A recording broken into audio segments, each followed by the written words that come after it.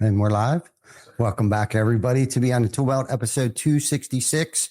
Thank you for joining us on this Wednesday edition. Today, we have another special guest. Stay tuned. We will be back after our short intro from our sponsors.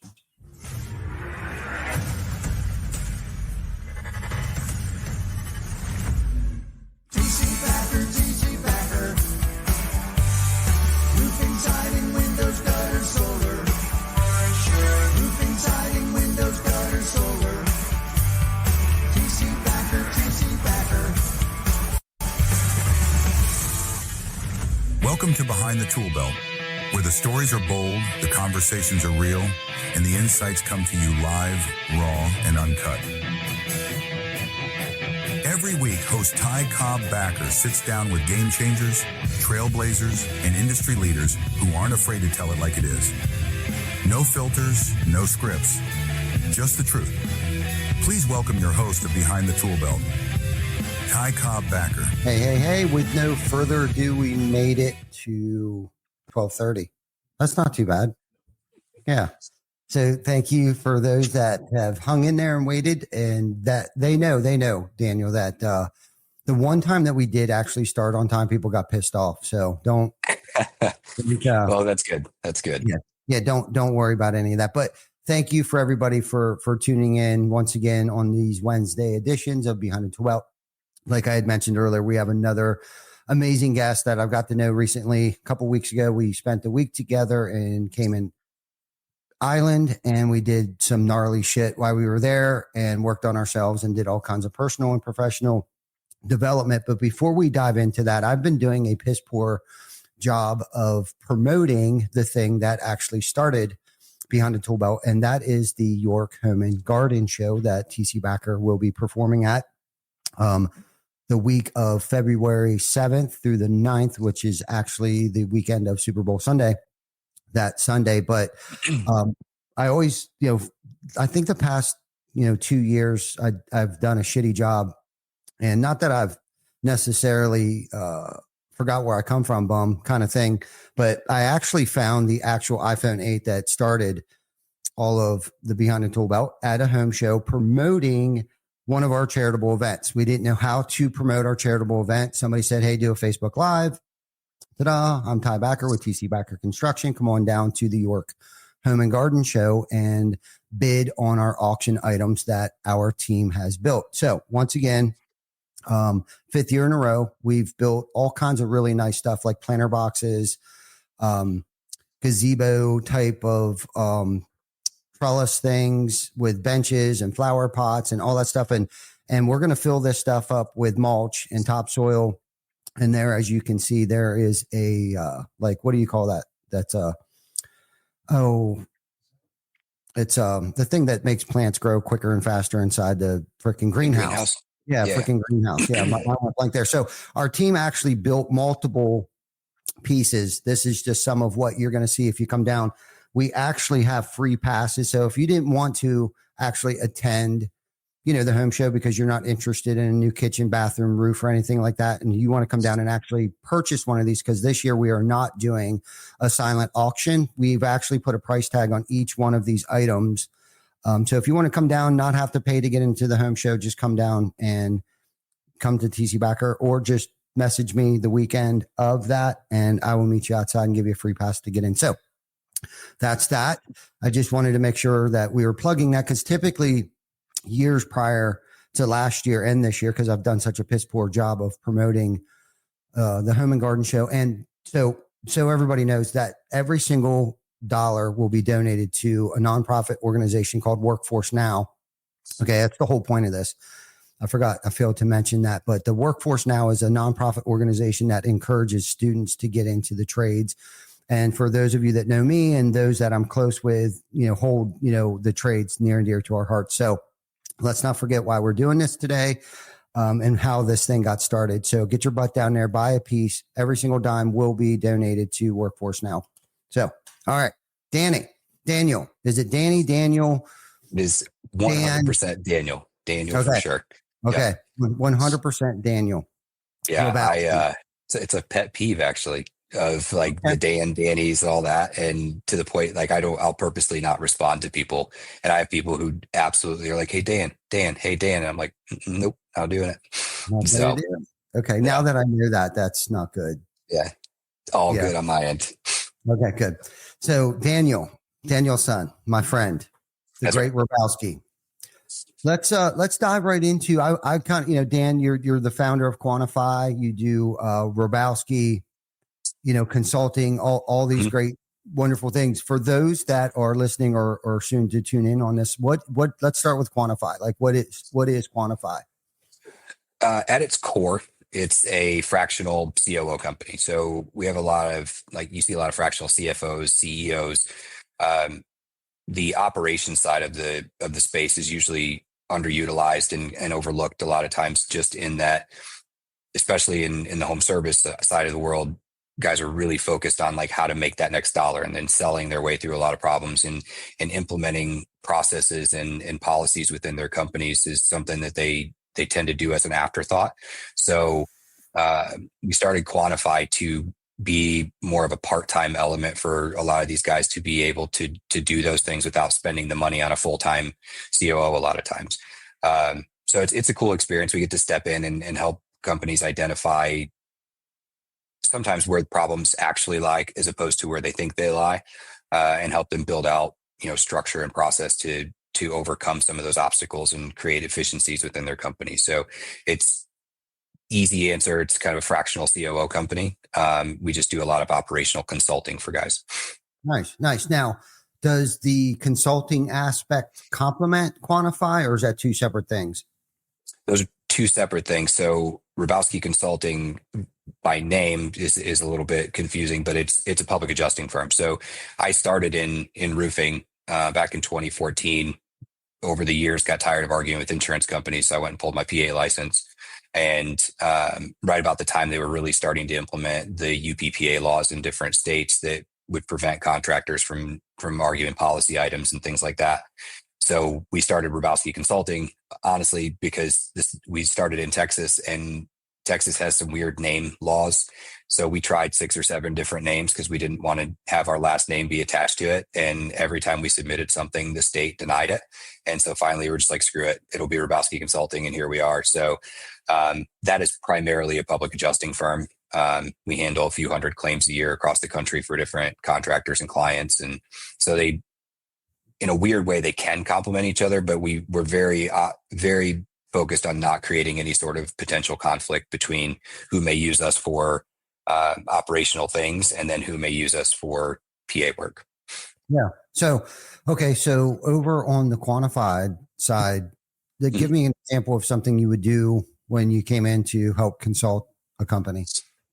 So the first thing we do, we run a 2-day in person with every company that we onboard. And the reason that we do that is we want to physically see where they're working out of, and because a lot of guys don't have offices, a lot of guys are working out of a home office or whatever the case is, and sometimes that may be the issue that they're trying to overcome. But it's a lot harder for guys to graze over certain topics when you're sitting there in front of them, right? If you're on a phone call with them and you're like, well, how are you guys doing on profit margins? They could be like, oh, I'm a 45, and then you don't get to see the facial expressions or the body language that goes along with that. And so we dive really heavily into the finance side of it, just from a profit margin, inefficient spending perspective.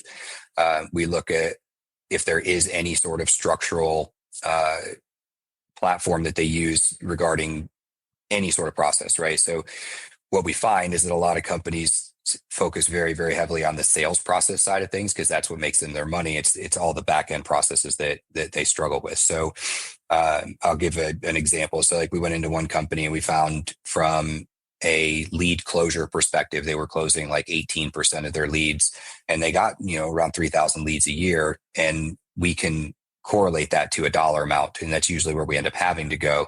But for them, it was like, if we could increase the efficiency of your guys closing these leads by 5%, that's another $500,000 in revenue for you guys. So we start to look at things like that. We try to find the most incremental changes that we can make that have the largest impact.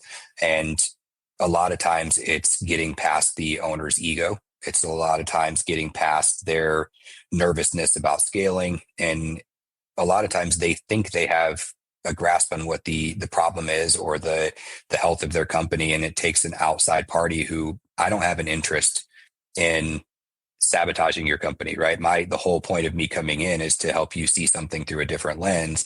And so we try to find those things. And I can tell you 100% of the time we find something, right? Mm-hmm. And because there's always the, hey, how do we validate your cost version of that conversation too? And usually we can find that pretty quickly. But the whole point for us is to create efficiencies where there is none. And the idea, we built Quantify to be a feeder into these larger operating systems, right? So we have a designed exit from our firm. So at 12 months, you should be moving on. You should be moving on to an EOS and Empire, Clockwork, some of these larger operating systems, because we've built this to kind of be a precursor to those things. So we work with a lot of, small 2 and 3 man teams that do $2 to $8 million in the space, and they know they need to start delegating, they need to start having structure. And so we help work with them on a lot of those things.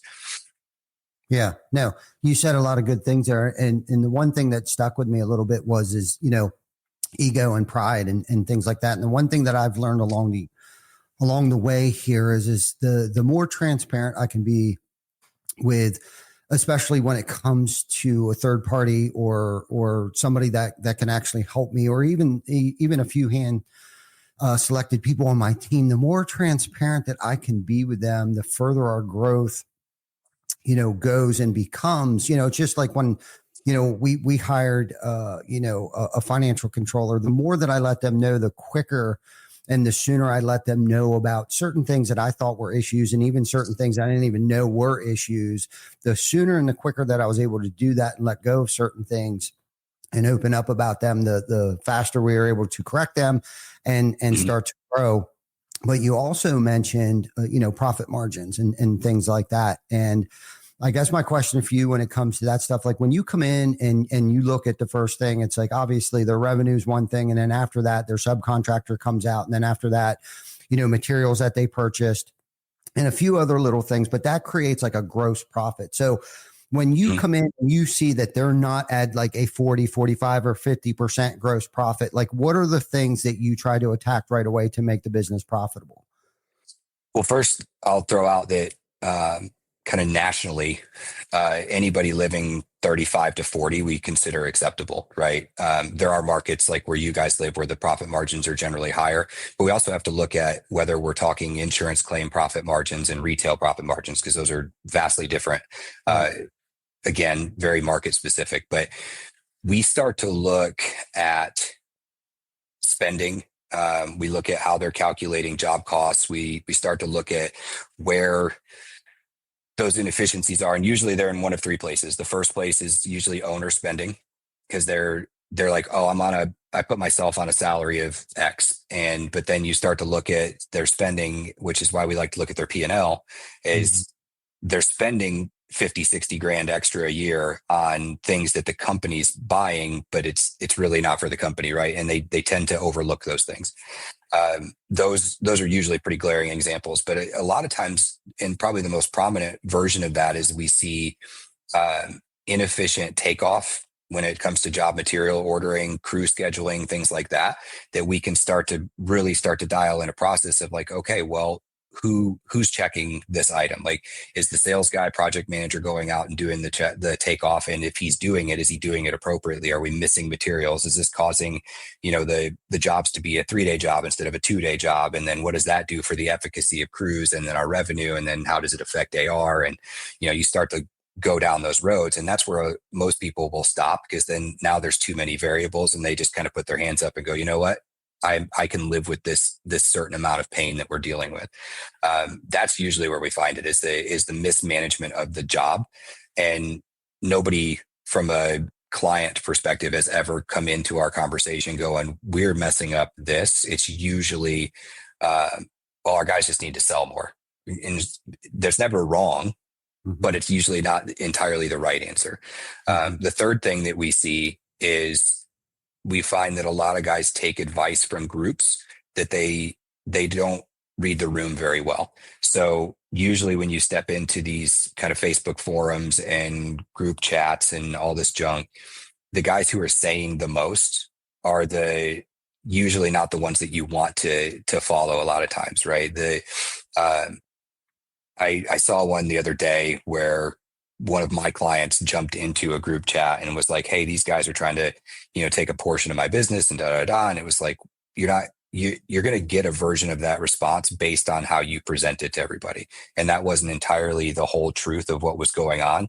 But the version that he got in response was all these business owners going, "Yeah, screw that. Tell those guys to kick rocks. You can fight. Like if they're not willing to just be part of the team, tell them to go home." And there's always, you're always fighting against the whatever version of advice that they've gotten from anybody else in the industry. And it's like, well, you're paying me, right? So I have an interest in making sure that I'm giving you good advice and steering you in the right direction. The guy on Facebook who's sitting there commenting on your post doesn't really have a vested interest in your business, and he's just arbitrarily throwing information out there. You can take it for what you want, but I'm just saying, if I'm paying somebody for their advice, I'm going to take their advice. Yeah. It's kind of the way that I look at it anyway. So yeah, no, great response to that question. Cause that, a lot of people, and this is the thing, a lot of people don't know how to figure out, the difference between gross and net, let alone, and the most difficult part, at least for me over the years was trying to quantify, no pun intended, my overhead, like where and how much is my overhead. But most importantly, I think the thing that we've discovered here is if I'm bidding jobs and we're not making a 35% net profit on something, that correlates to the gross profit of the company. Mm-hmm. But you know what I'm saying? So if we're consistently bidding stuff and we're only making 19%, because a lot of people, I don't think they even understand the difference between gross and net on a P&L. Now, the gross profit on each particular job, and if you're at 19%, that's gonna correlate into your gross profit, and then that only leaves you 19% to work with for the cost of doing business. That's fuel, that's insurances, that's payroll, that's everything, the cable bill, the Wi-Fi, your computers, and all that stuff there.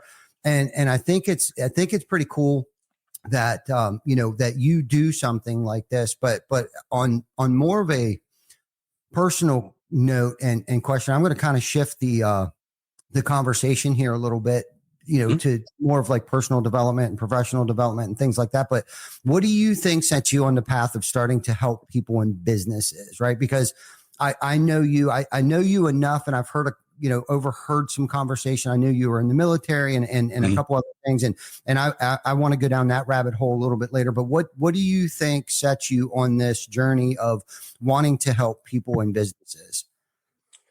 So I've always been that personality type of wanting to help people regardless, right? It's been this stamp of like everywhere you go. And I teach my kids this. It's like, you always want to leave a scenario better than you left it. You always want to be able to walk away from a situation or a relationship looking at it and saying, well, I've left a positive impact here. I've done something positive.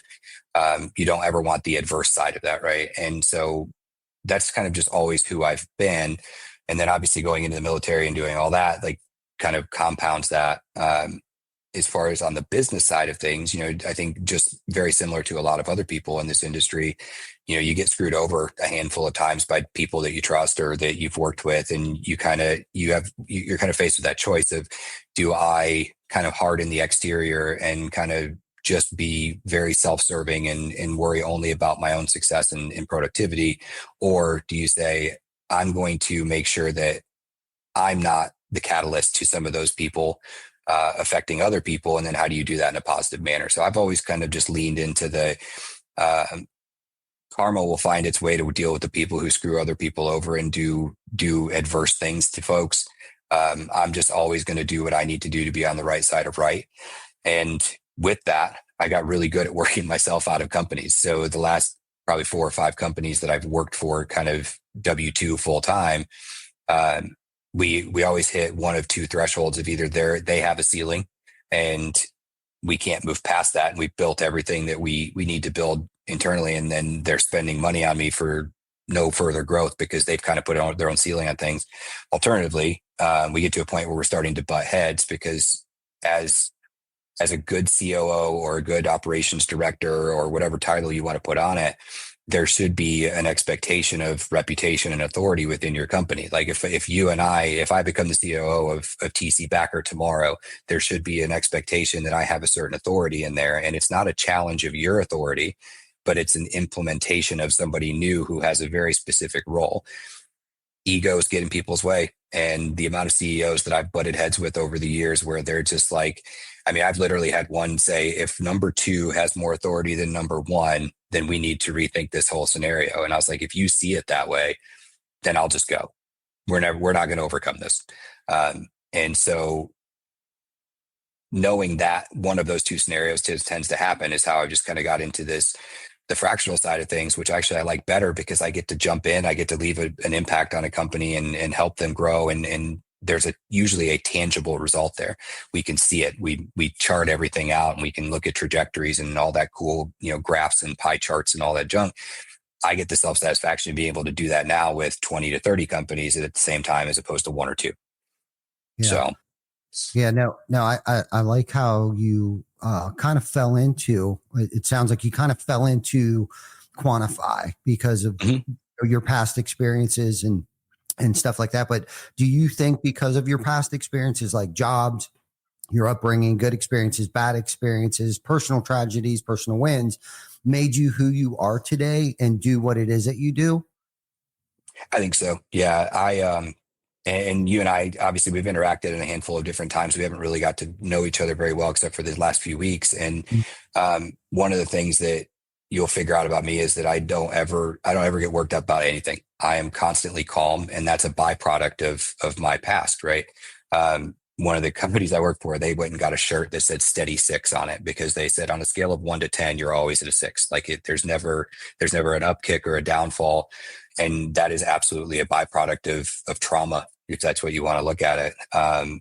Because, you deal with a lot of the things that, especially a lot of combat veterans dealt with, and myself included, like some of these things don't seem so stressful anymore, right? Some of the problems that people put a ton of weight to in their day-to-day life don't seem that intense anymore, right? And so, but what that allows is it allows for a little bit clearer picture when it comes to problem solving and looking at things through a different lens and trying to be creative in some of those things. But it's absolutely a byproduct of upbringing and past, right? My mom's from Detroit. My dad was from Chicago. Like they had very hard lives growing up, and we grew up on welfare and government cheese and food stamps and all that junk, and you learn to value things a little bit differently. And so when you have the opportunity to step out and add value to somebody's life and it doesn't cost them anything, and at least in its inception, right, like you want to try and do that. So yeah, I think it's a combination of just adding all those things together and now trying to instill that in my kids. It's a whole different battle, but yeah. Right. No, that's a whole other topic too, is trying to lead by example and not sped out. And, I think one of the things that has helped me, and I'm a knucklehead. The only way that I learn anything is by doing it my way. And it's never a good idea until I think it's a good idea. But I had this one situation where I was able to see myself in somebody else, and like their behavior, looked like me. I was like, oh my God, I actually look like that. I sound like that. I behave like that. And until that moment, and I realized, I don't want to look like that person, especially in public or to my peers, my coworkers or co-leaders. But for me, it took that, seeing somebody else treat actually my significant other, my wife, Jana, poorly. There was 2 lessons there. They treated my wife poorly, and, I didn't like how they responded to their reaction to the situation. Just reminded me of me, and it wasn't like they hit her or did anything like that. It was just like, it should have been more of a I agree to disagree kind of conversation, but it really wasn't. They kind of blew their top, and then of course I blew my top, so I made the situation even worse. So twofold, I saw myself. But then I acted like myself by grabbing a hold of this person and made that situation worse. And I was the one that almost caught the charges and had to go to the courthouse. And they had an attorney and all this crap. Charges were dropped, long story short. But it's because of trials, tribulations, bad behaviors, and all kinds of different things that I've had to go through, and the transparency thing and letting go and letting somebody else come in and do the job for me sometimes where, at some point in time, I'm sure I'm going to have to step down and I consider myself the CEO, but in my email signatures, I'm actually the chief energy officer. And really today, that's all I bring to the team is I bring the heat, I bring the energy, I bring the charge. Right. And Glenn, who's my general manager up here, which should have a better job title, but I call him general manager because there's not much that guy does not manage, right, on a day-to-day basis. It could be production, it could be operations, and he does so many things throughout the course of the day. Holds meetings, reprimands people, right. Awards people that I completely have no idea that it's going on, and that's a hard transition and a hard pill, I think, for a lot of us entrepreneurs who think that we've built this. This is my baby. I've done this all by myself. And the sad reality is I couldn't have did this without all the help and the great people that I've actually surrounded myself around and that I've discovered too, is that I'm the only one that can screw this thing up. Like I'm sure you felt with the other entrepreneurs that you may have went to work for, that they're the ones that kind of screwed it up. But then we also sometimes have to eat humble pie and be like, look, we both played a part in this. And that's kind of why entrepreneurship begins. That's where the journey begins, because it's kind of like, I just can't work for other people. I love pouring into other people and I can't do it here because I feel like I'm being held back. So I have a question for you, another personal question. When do you think you identified that you were good at helping people? The day I got out of the Army. Okay. Was the first time I think I verbalized it. Right. I had always, because not to dive too far down on the military stuff, but I did 3 tours in Iraq and 1 year in Afghanistan. And at that point in time, there wasn't a lot of people who had done 4 deployments. And then nowadays you got guys that do 6, 7, 8, because they stayed in longer than I did. But you don't really talk about it, right? You're always playing the kind of patsy game with your relatives or your friends where they have these it's the same 3 or 4 questions from everybody, right? It's like, did you kill anybody? Did you see dead bodies? Was it hot over there? Like, it is a weird collection of questions, honestly, but you play that game and you move on. And that's essentially it. And, the humility that comes with some of that is challenging sometimes. And the day I got out of the Army, the last thing that you do is you walk into the DEER's office and you hand in your ID card and they basically tell you have a great day, which is why Daniel's such a big deal to me. Right. So I walked in there and I handed the lady my ID card and she said, "What's your name?" And I said, "Sergeant Hrabowski." And she's like, no, you're not anymore. What's your name? And I said, "Well, my name's Daniel." She goes, "Is it Dan or Danny?" And I said, "No, my name's Daniel. It's on my driver's license." And she said, "All right, Daniel, you have a great day. Thank you for your service." And I was like, "Is that it?" And she's like, "Yep." And so I walked out and my wife was sitting in the car and I got in the passenger seat and she said, "Are you going to be okay?" And I sat there and I thought for a second and I said, "I think so." I said, I think I can find enough solace in the idea that I've left a positive impact on enough people. And I feel like I've done enough for my country that nobody can look back at the last 11 years of my life and be like, "What have you done?" Right. And I was okay with that for a period of time. And then I was not okay with it anymore. And I had to refine some of those things and I think that's really what started the trajectory for me, was like, you lose a lot of yourself when you leave the military, because my whole life, I was 17 when I joined. So 17 to 28, that's all I knew. Right. And so all of a sudden I'm kicked out into the real world as an adult going, what do I do? Like, I gotta go find a job. I've never applied for a job before. Like, what does this look for? And, you lose a lot of yourself in that. And I found that the path forward for me, like my own version of medicine, was if I'm doing good by somebody, I have that, right? Like I'm still a person who is positively impacting other people. And, to your point earlier, you were talking about seeing yourself and that this version where you're like, I don't like that person. I've had that as well. And when Amy and I was dating, I was still in, and she was talking about all the combat time that I had. And I just told her, I said, I don't ever want to walk into a room and people see me walk in and go, oh shit, that dude's been through some stuff. Right. Like, and I'm confident that I've spent so much of my life navigating that space that when I walk into a room, nobody says that, because I don't want them to. Right. I could absolutely walk into a space and have that, that 1,000-yard stare and the just general, been through some stuff look. And I don't want the sympathy.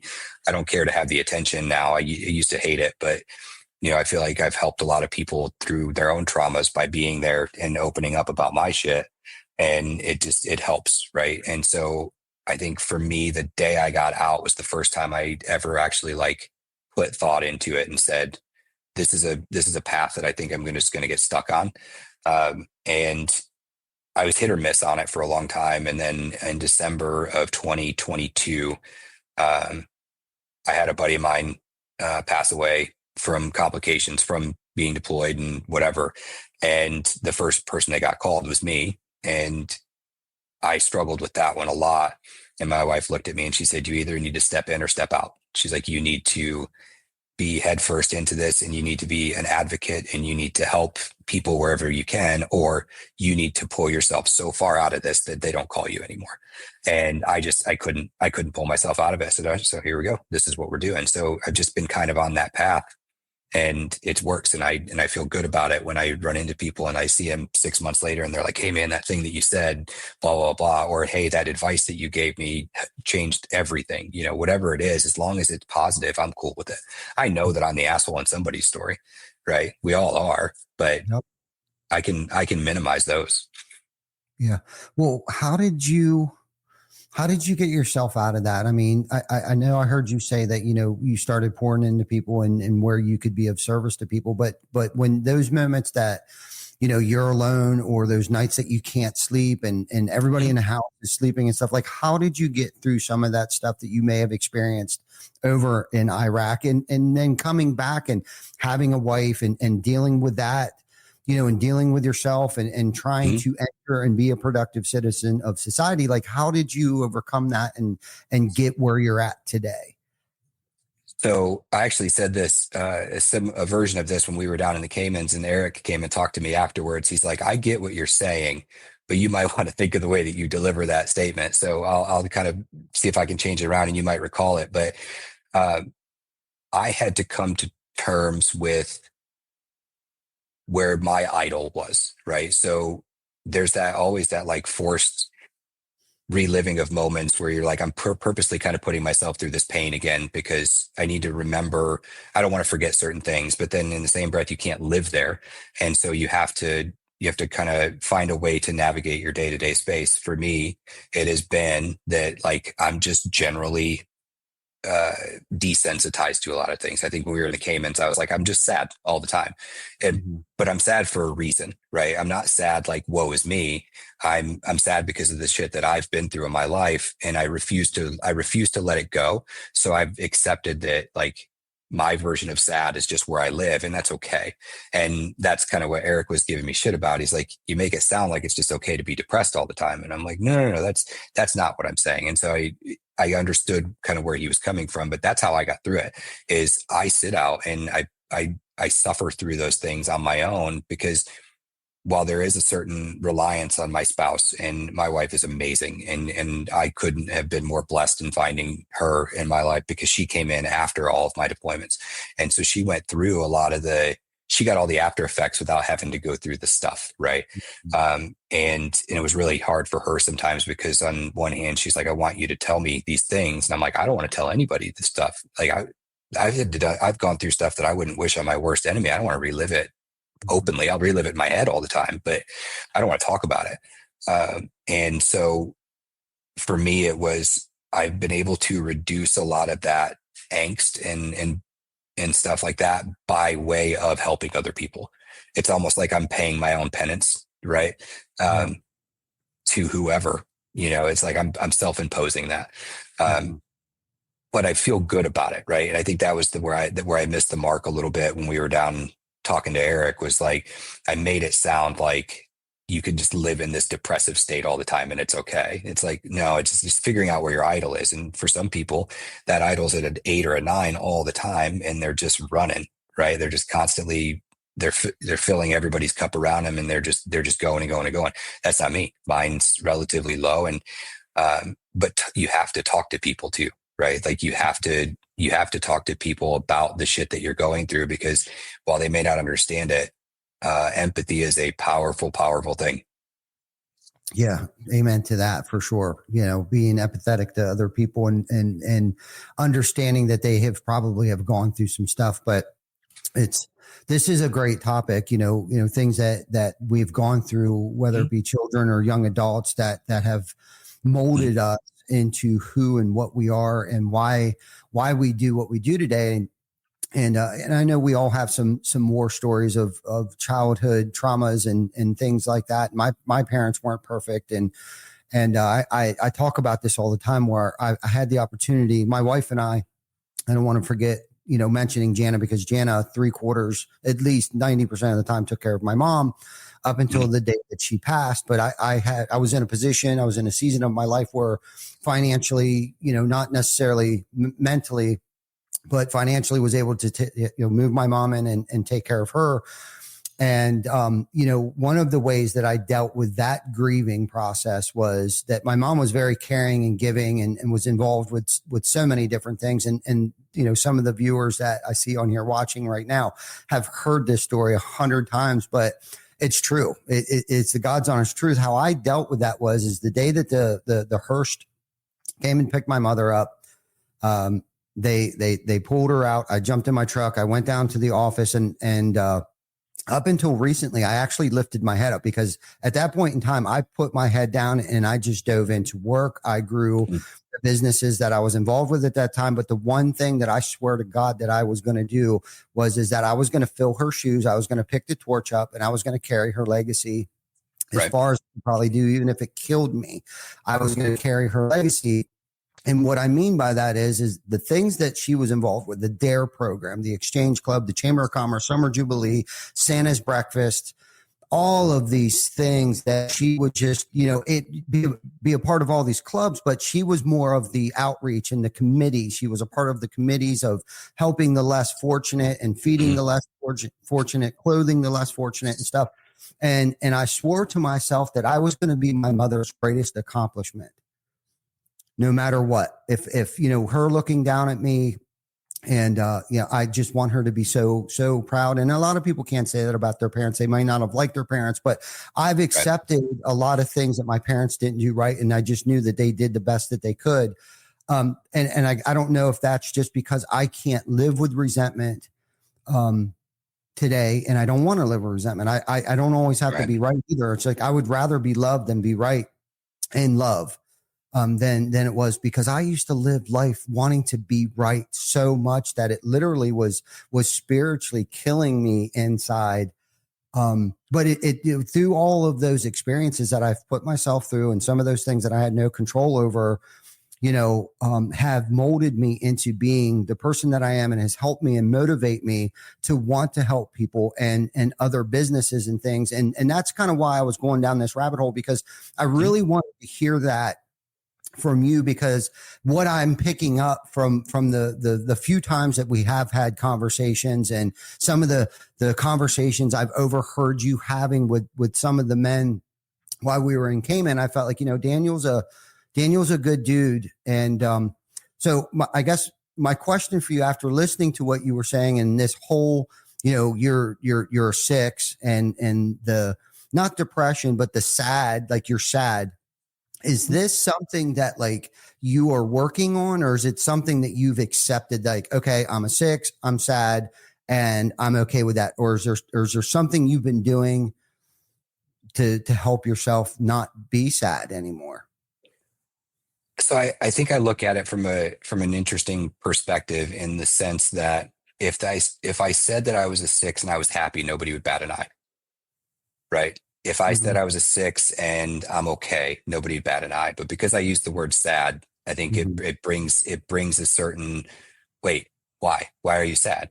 And the fact of the matter is that, you know, people's trauma is people's trauma, right? And mine's no heavier or lighter than yours and how you want to handle it or anybody else.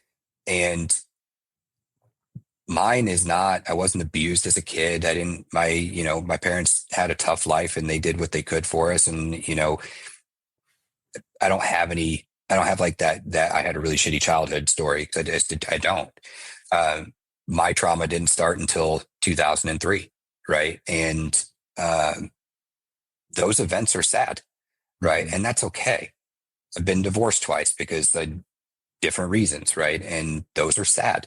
But I want to know that when my day comes and I'm put in the earth, that my kids and anybody who decides to show up at my funeral can be like, man, every time I needed that dude, he's here. Mm-hmm. Every time I needed advice, he at least had an opinion that was helpful, or he was there for me, and he reached out to me when nobody else did. Like, I want to be that person. That's the person that I feel like I was put on this earth to do. It just so happens that the emotion that keeps me balanced is sad, and that's just where I live. For me, it's not a matter of going, I need to fix this, I need to work on this. I have a ton of mental and emotional things that I need to work on. But my general idol, when I start the car in the morning while it's warming up, that's fine with me. And I think that's hard for people to wrap their head around, because the emotion that's attached to it is sadness. If it was anything else, nobody would even bat an eye, right? Because if somebody's just generally happy and they're bebopping through life, everybody's like, that guy's got it figured out. Well, so do I. It's just my version of it, right? And I think that's something that my youngest is autistic, and emotions are a big conversation for us in the house all the time. And anybody who's been around a kid with autism, they have big emotions and they don't know how to handle them sometimes. And the conversation that I have consistently with my youngest is, look, buddy, you can have that emotion. Don't ever let anybody tell you not to have the emotion, but you have to be able to navigate it, right? And he doesn't know the stuff that I went through, and I would kind of keep it that way. But I feel like I would be a hypocrite in telling him that it's okay to have these emotions and you have to navigate them and do all that if I wasn't doing the same thing. And I practice that every single day, and I'm okay, because prior to those words coming out of my mouth, anybody who's ran into me at a convention or in public or on a job site or whatever would never be like, man, Daniel must be sad all the time. Right. That's just it. That's all internal. It's all where my head's at. So I think it's always interesting to see people's reaction to that statement, because they kind of correlate sadness to some sort of negativity. I'm cool with it. I live there. That's where my head is always at. But what it's done is it's made me appreciate the times that I'm like happy, the good memories, because part of this too is, and there's a contextual issue here. So I have 3 traumatic brain injuries. I have short-term memory issues. And for a long time, Amy would be like, hey, do you remember when we went and did this? And I'm like, nope. And I wish I did. And I felt like an asshole because I couldn't share in that memory that she was like, this is a thing in our marriage that was happy and we enjoyed. And so I've overcome that where I can by putting more weight into those things that are happy, those things that are good memories, and those moments where I'm proud of my kids and I can outwardly show them that. My wife's got the screensaver on her phone is a picture of Cooper jumping in my arms after a soccer game, because he plays goalie and he struggled for years of not overcoming the emotion or having goals scored on him. And it was this huge thing. And we started this thing where every game I tell him we have 5 things. And what are the 5 things? And, one of them is being a good teammate, being a leader, recovering, being big, and being fast. Right. And so he knows if I'm yelling numbers to him from the side of the field, he knows what I'm talking about. And number 3 is recover. And it's always that. And it's not physically recover, like getting in your position. It's mentally recover because something adverse happened to you. And he went through this whole game and he had like 17 saves, and it was amazing. And the whole time I'm jumping up and down on the sidelines, and the game was over. And he came crying off the field and just jumped, and I grabbed him, and somebody got a picture of it, and Amy wasn't there. And I sent the picture to her, and she started crying. And it was like, this is an emotion. Like, these are what emotions look like. And they're larger because you live at a lower idle all the time. Right. And it's just it's just my own specific thing that works. And I'm not saying that it would work for everybody, but I think one of the hardest things that our culture as a society as a whole has struggles with right now is being okay having an emotion and not impacting other people by it. Wow. So wow, amazing story, Daniel. That was that's what this podcast is all about, man. Like behind the tool belt, the man behind the camera, the man or woman behind the tool belt. That was good, man. And resiliency, right? Recover. Mm-hmm. Resiliency, I think, is something that hasn't become a buzzword yet, but probably will be after we're going to have this conversation right now, because that plays into so many facets and areas professionally, personally, is to be able to bounce back and not let that bad shot ruin your entire 18 holes, or one bad thing on a Monday ruined my entire week. And personally, a part of my personal development journey has been recovering quickly, moving on, learning from it, and saying to myself, why is this happening for me and not to me right now? And personal development and professional development, like I guess I'll have a question in this for you someplace. What do you think is most important? Okay. Do you think it's personal development or professional development, or is there no difference? Oh, there's a massive, massive difference, right? I correlate professional development into the just constant learning of your craft, right? So whatever it is, if you're an entrepreneur, you obviously know that you're going to have a variety of different tools that you're going to use all the time, but there's that constant learning new things. And being an ops person, there's always some new version of an old tactic that's always there, but you need to learn it. So you're developing professionally. The personal development side, I don't think that you can grow into a successful business owner and a leader without being sound yourself, right? Like, again, if you're off balance and you're an addict, or because that's a big thing in our industry, right? It's like a lot of guys who are running businesses are recovering alcoholics or recovering prescription drugs or hard drugs or whatever. And for somebody like me, it's adrenaline, right? I was addicted to adrenaline for a long time because of the austere situations that I had found myself in. I never had a problem with drugs or alcohol, but you still have to overcome that in some capacity. And until you are self-aware enough to recognize that you're always refining your own edges, you're not going to be a capable, effective leader for the people that you want to have in your ecosystem and in your life and in your business. With that being said, the biggest thing that I have recognized is that the version that you have of yourself is very rarely the version that other people have of you. And there's very rarely two people who see the same version of you, right? And we are usually beating up the version of ourselves that we see in the mirror, not the person that's public facing. But you only get that sort of self-awareness by going down the personal development road. You have to be doing things to make yourself better, because if not, you're going to be stagnant. So to me, they're very vastly different things.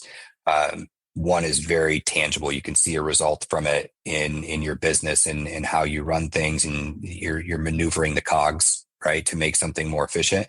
But on the professional or the personal side, a lot of that stuff's very internal, and sometimes the rest of the world doesn't see it, but sometimes they don't need to see it. Right. And overcoming some of that, because I think there's always this want to be look what I did. I've never been I need the recognition for things, but sometimes it's man, I did this. Did anybody notice? Can anybody tell me, hey, attaboy, pat me on the back, tell me good job, right? I don't want you to, but I want you to want to do it, right? It's the whole, just show me that you acknowledge that I'm doing something in the right direction for my own self. But I also think a lot of people are in really toxic relationships with their spouses and things like that, where if they spend any of that time on the personal development side of things, the toxic people in their life are constantly beating them up. Well, why, what about me? How does this benefit me? And it's not everything is about you. And if I'm not the best version of myself, I can't be a good version for you. So yeah, no doubt.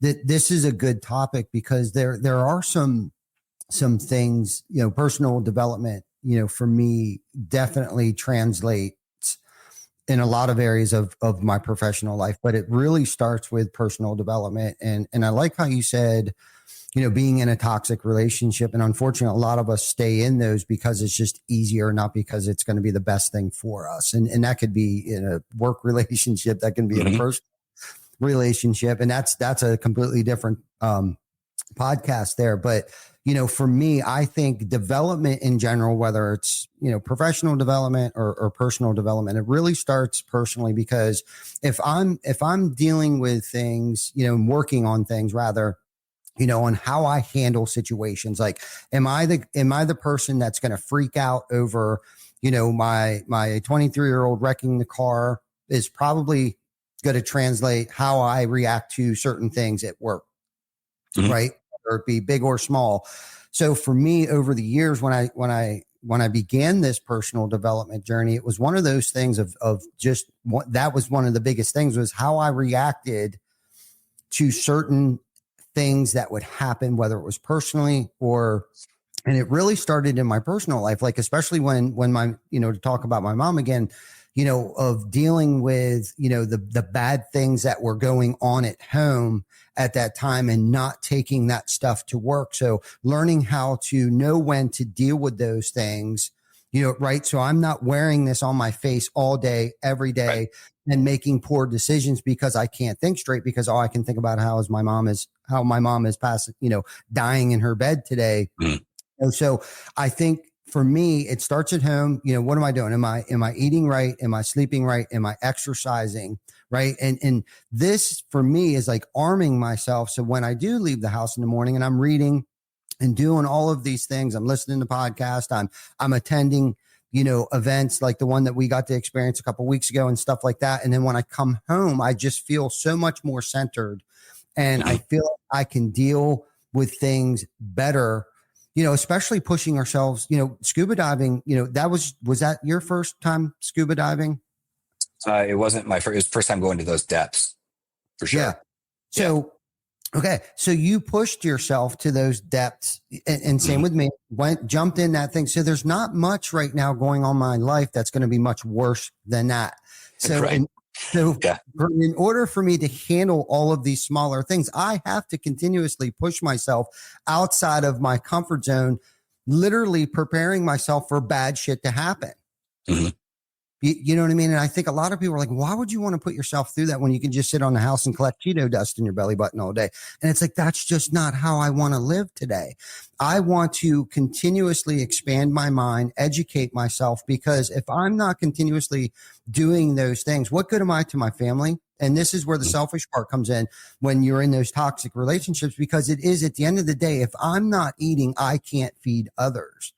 So I need to continuously feed my brain, feed my belly good, healthy things. I need to continuously work out and do these things, because if I'm not doing these things, then that's the selfish part of it. If I'm not taking care of myself to be around for my grandchildren and watch them graduate from college, that's a selfishness in itself of not me not taking care of myself, or continuously to smoke cigarettes, or all of these other bad habits that I used to have that I no longer have today. Wasn't just for me necessarily. It was me taking care of me, but it's so I'm here 20 or 30 years from now.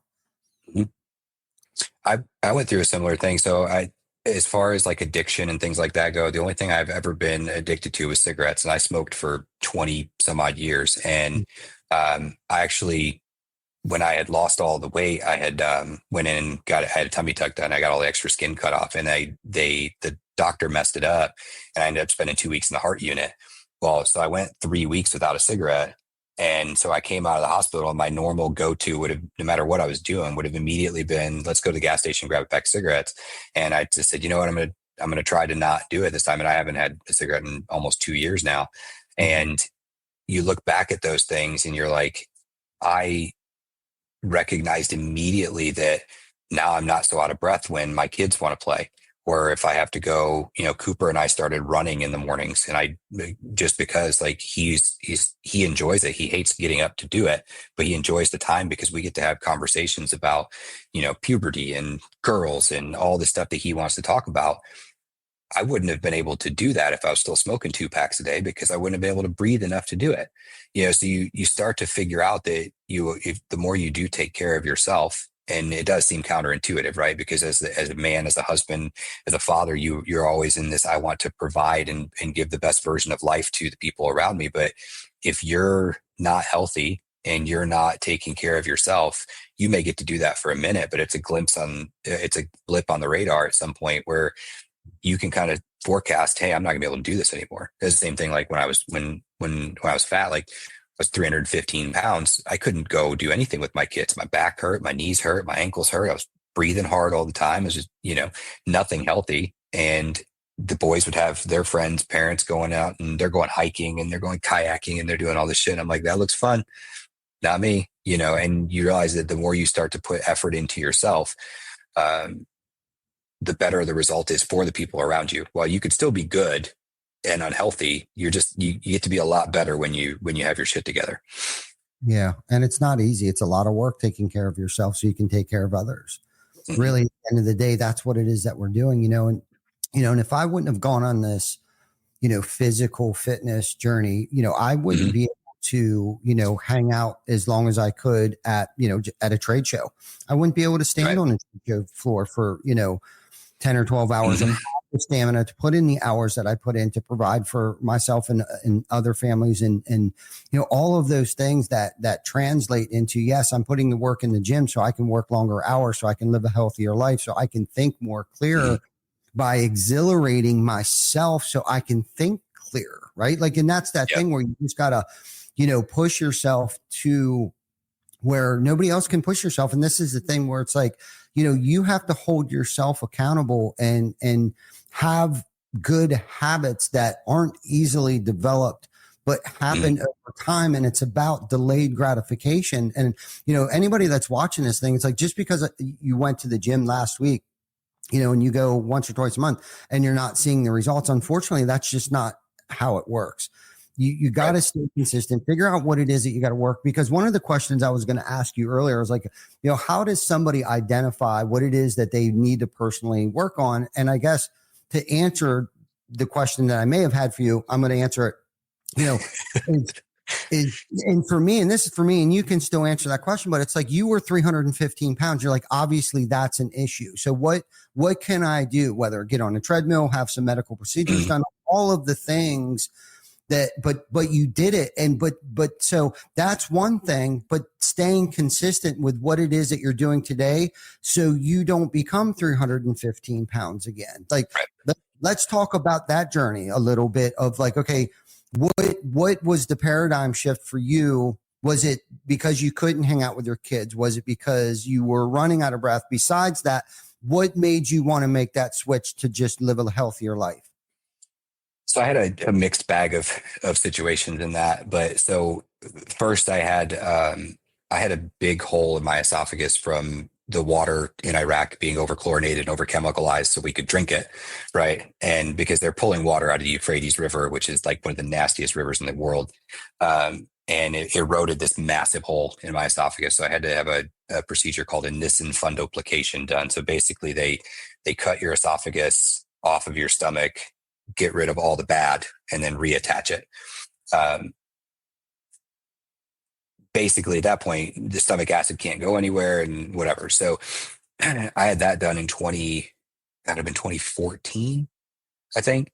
And I blew up after that. I got really, really big after that. And it's like the fat bastard from Austin Powers, right? Like, I eat because I'm depressed because I eat. Like, it was just that constant cycle all the time. Mm-hmm. And you'd work out consistently for a month and you'd lose 5 to 7 pounds, and then you'd gain 10 pounds back. And, you just kind of go through, and we tried every diet known to man. And then the Nissen actually started to fail.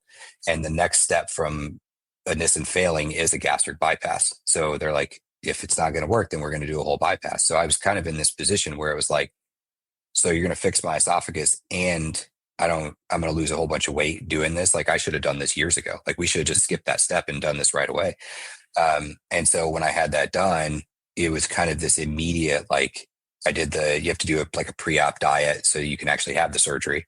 But to your point a minute ago about maintaining that consistency afterwards is, I've had when you're in that community, it's kind of this weird community where like there's Facebook groups of people who have all had bypasses or sleeves or whatever, and they document their weight loss journey and whatever. And we have some friends that did theirs, and have gained all the weight plus some back because they treated the bypass as this like magic solution to their problem. While it is, you still have to be consistent. And like I don't drink anything carbonated.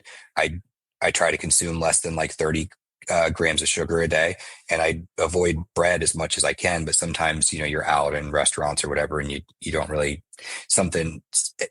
you end up getting some with bread in it, whatever. But for the most part, I avoid all that stuff like the plague. And that's why I've been able to keep the weight off for multiple years, where we have friends that lost a ton and immediately gained it back because they immediately went back to drinking beer. Or we had one friend who went back to drinking red wine because she's like, well, it's not carbonated. It's like, it's all sugar.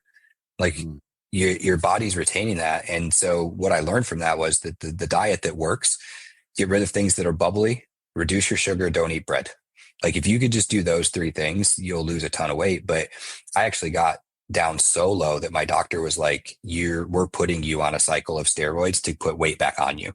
Cause I got down to 164 and I'm 5'10", and I looked like a cancer patient. And so he's like, hey, we're going to put you on a cycle of steroids. I need you to work out every day for 8 weeks. And I was like, okay.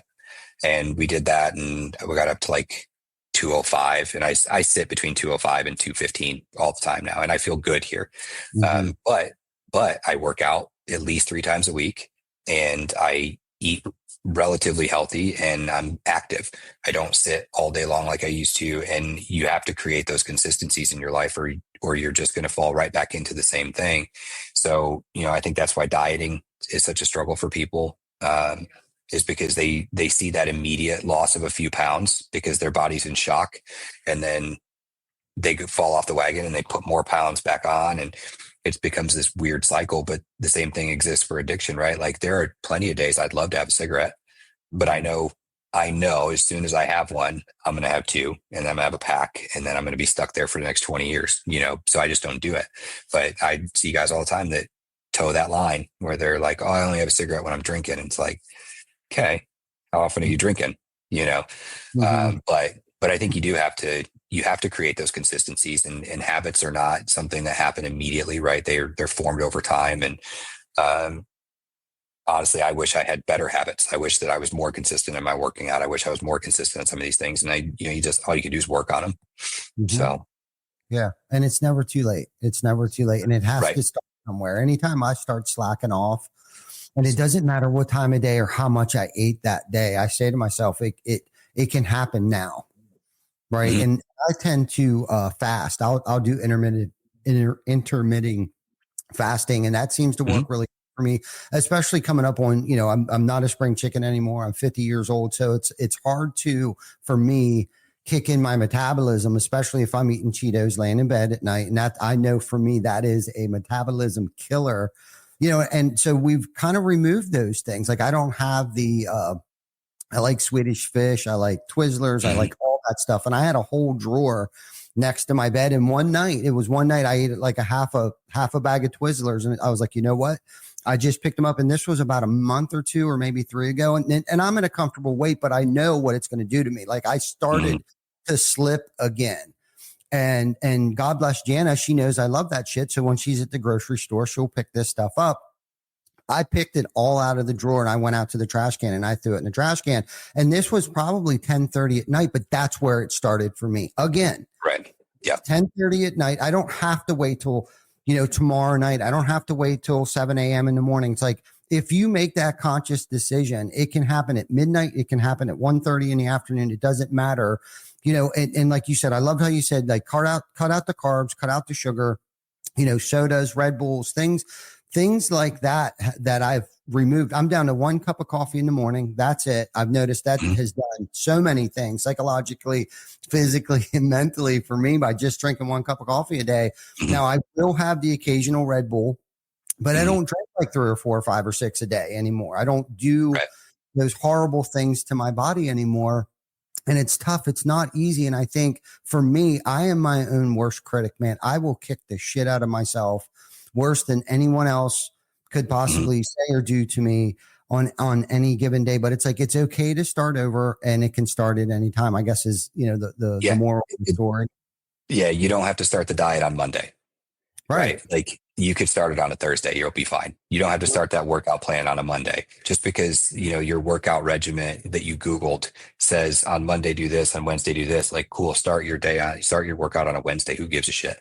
Like, that's the big thing. It's the New Year's resolution idea, right? Like, well, we're halfway through December. I'll start on January 1st and be like, well, you'll be done by January 2nd, But I love that because that's absolutely right. It's like, you don't have to wait. It can start.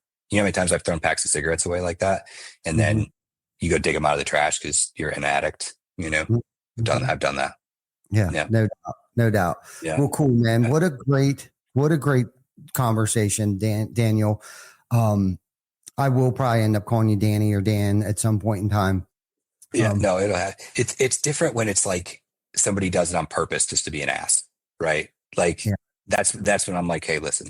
But usually people pick up on it. They'll go Dan, and then the next time they'll go, shit, I called him Dan a minute ago, and they'll correct it, and it is what it is. But yeah, generally I don't care. But it usually depends on who's doing it in the context of the conversation for sure. No doubt, I'll try my damnedest. I swear to you. I think I caught myself calling you Danny at the retreat. I don't even know. Probably did. I don't even know if you picked up on it or not. I probably missed it, but yeah. No, but cool. I'm glad we got to have this conversation. I know it's impacted somebody that's out there that either is listening now or will catch it on the replay. If you did catch half of this, check it out on Apple, Google, YouTube. Vic will have it out there on YouTube. And of course, anytime on Facebook, on my personal page, I'm sure on Daniel's page, on Beyond the Tool Belts page, and TC Backer's page. Daniel, you have a great rest of your day. Thank you for watching. Thank you, everybody, for watching. Is there anything that you want to leave our audience with before we tune out here? Nope. Just go be good people, man. Just go do right in the world, and the universe will have a way of rewarding you in the end. I live by that. And I think we need more of that. We need more good people in the world. We need more good conversations like this. So I appreciate you, Ty, for sure. No doubt. For sure, man. Me too. And that's the silver bullet, man. Just be good no matter what. Thank you so much for coming on. Thank you, everybody, for tuning in. We will catch you next week, coming live from Irving, Texas, SRC Summit. We'll see you next week. Till then, take care of each other. Thank you.